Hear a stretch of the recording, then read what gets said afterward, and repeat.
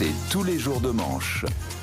C'est tous les jours et c'est même tout de suite. Et Arnaud oui, bonjour. Bonjour Arnaud. Alors, bonjour à tous. Alors attention, ce soir c'est Halloween. Oui. Halloween, ou comme l'appellent les pédophiles, la soirée Uber Eats, parce que là c'est livraison à domicile. Oui. On laisse les enfants sonner à la porte d'adultes pour réclamer des friandises quand même. Alors que ne mange pas des bonbons offerts par des inconnus, normalement c'est une règle de survie de base entre 0 et 10 ans. Et alors là, pas de problème, tu les déguises en fantômes et ils peuvent aller chez Monsieur Lelandais, le gentil voisin, pour gratter des haribots. On sent que les bonbons ont pris 20%. Hein. On envoie les gamins faire les courses de confiserie à moindre frais. C'est du joli. Après ça critique les Roms qui font faire la manche à leurs enfants dans le métro. C'est du propre. Oui, dites donc, 20% en un an les bonbons. Moi, j'ai demandé à Manu Le Chypre au sujet de la formule des bonbons ou un sort. Choisissez le sort, hein, ça fait moins de dégâts au porte-monnaie. Et puis Halloween, ce sont aussi les costumes. Pendant toute l'année, on prépare les costumes. Alors, trouvez des idées de costumes. Des idées de costumes effrayants comme échéancier d'impôts ou ticket de caisse pour une semaine de campagne. Plein d'idées. Merci Manu. Pompe à essence aussi. Pompe à essence, exactement. Alors, ma copine n'aime pas trop Halloween. Hein. Bah non, parce qu'elle trouve que les autres filles sont habillées trop sexy. Maintenant, les costumes de sorcières sexy, vous avez vu sur Instagram et tout, à fond. Ma meuf, elle appelle ça des chouins qui se la pètent avec leurs costumes de sorcières de chez Playboy et tout. C'est trop vulgaire. Ça a pas loupé, hein. Ce matin, elle m'a dit, j'ai pas envie que 2 chouins viennent te gratter des tagadas. Oh. Et c'est dommage, ça m'aurait fait une belle soirée. Tagada, chouin. Je l'ai.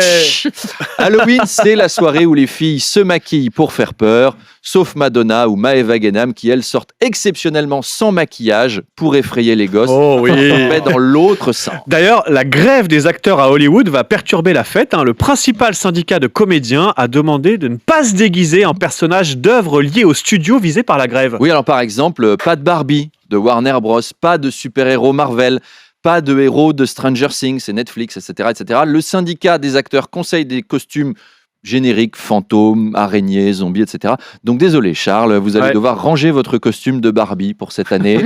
Dommage. Mais vous pouvez vous déguiser en d'autres personnages. Essayez Capitaine Marlowe, c'est facile. Audacieux. Pour ressembler à Corinne Mazero, juste vous coiffez pas, vous brossez pas les dents pendant quelques jours, pas de douche, et puis mettez quand même un brassard de police qu'on reconnaisse, parce que sinon les gens vont croire que vous êtes déguisé en Michel Houellebecq et on va confondre, c'est naze quoi. Emmanuel Macron inaugurait hier à Villars-Cotterêts en Picardie la cité de la langue française. Oui, une cité de la langue française en Picardie.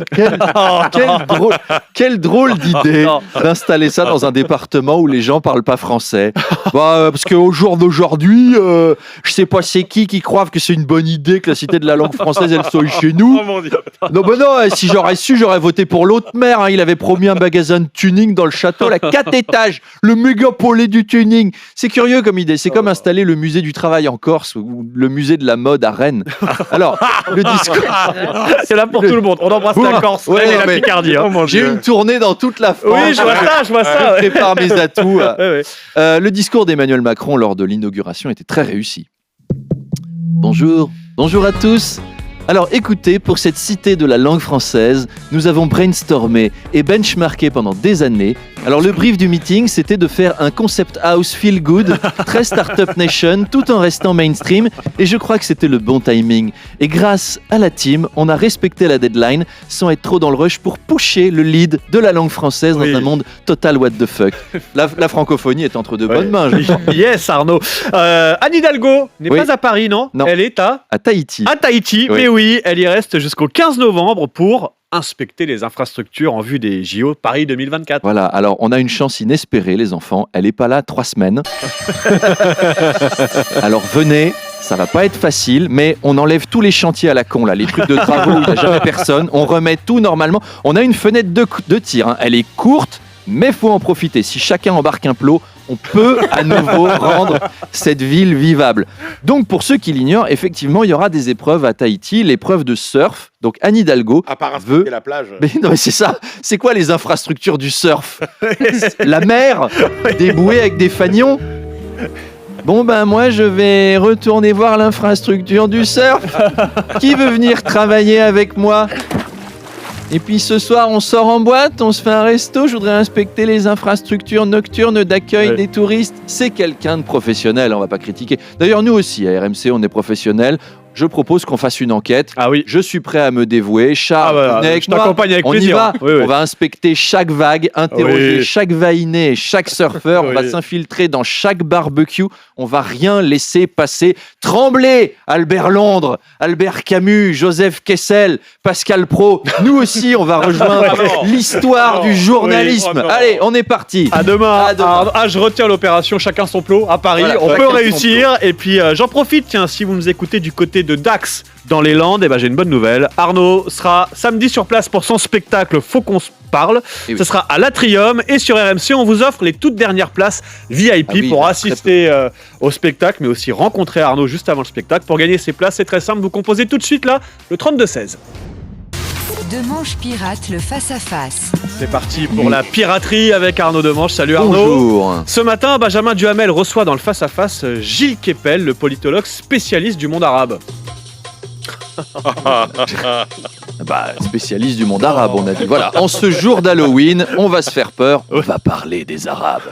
Alors, on aurait aussi pu inviter d'autres spécialistes, par exemple Roger, qui est le pilier du bar en bas de chez moi, qui lui aussi est spécialiste du monde arabe. Il vient de temps en temps nous donner des conférences. Hier, je l'ai entendu au comptoir de ce fameux bar, le Penalty, décrypter le monde arabe en disant « Oui, les Arabes, ils nous prennent la tête, ils sont là, Hamdoulillah, on va vous grand remplacer, Sardinoumouk. » Alors, j'ai dit à l'issue de la conférence, calme-toi, il faut mieux que tu ailles écouter Gilles Kepel quand même. Oui. Qui est le seul mec de France qui sait faire, par exemple, la différence entre les courants chiites et sunnites. Oui, le chiite, c'est ceux qui se droguent, et les sunnites, c'est ceux qui vénèrent le soleil. Voilà, c'est pas compliqué. C'est pas compliqué, le monde Oui. arabe. Alors, Gilles Kepel a pas mal de récompenses. Officier de la Légion d'honneur, officier de l'Ordre national du mérite, chevalier des arts et lettres. Et alors, un truc étonnant, il est officier de l'Ordre du mérite culturel de Monaco. Ah, ça, je ne savais pas que ça existait. C'est une distinction qui honore les personnes qui ont participé au rayonnement intellectuel de la principauté. Et à mon avis, Coluche l'a pas eu, celle-là. Quand il a balancé « Bonjour, vous êtes en direct du Rocher aux Putes sur les ondes de RMC », je pense qu'il a été blacklisté du rayonnement culturel de Monaco. Les gens qui fournissent la médaille, ils ont dit « Non, celui-là, dehors ». Donc bref, rendez-vous avec Gilles Kepel à 8h30.